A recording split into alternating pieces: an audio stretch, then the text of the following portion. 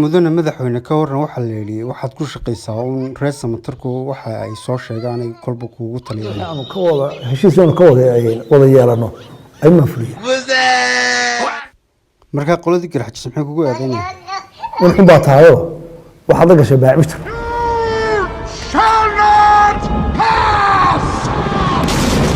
marka mudane hor joogay maxaad odhanaysaa qoladan ku dabeecas halkaa ku ka faataxaysano waxa wada qabsan karaa qabsano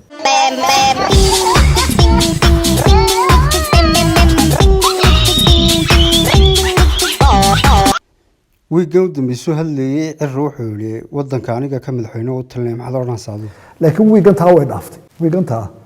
way dhaaftay hadal badan dee geli mayno oo murgi mayno tanaa la tala waxa weeye waxaad ka taliso iyo ninkaad u taliso iyo ninkaad taliso wax ka bedelayso dee la sanadkan masleeda cirraa soo baxaya mise bal maxaad hawada u marinaysaa aad odhan lahayd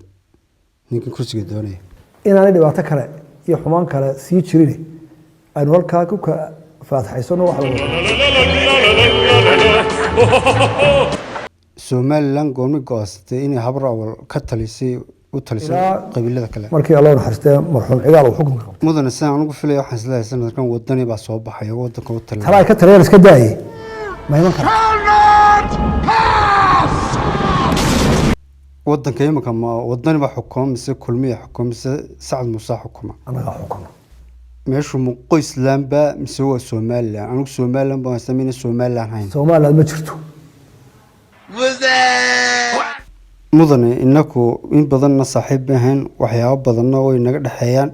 qoysland ma jirta ee somalilan baa jirta maxaad ka leedahay odhanaysaa waxaanay nagaba dhexeeyaa waxaad tiri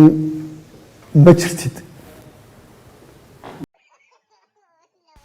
kii ilaa sharmu boy ee ku soo ammaanayay ee heesta kuu soo duubay waxaa la yidhi adigaa ka xariifsanay bal wax naga tus adiga heesahaaga iyo raabkaaga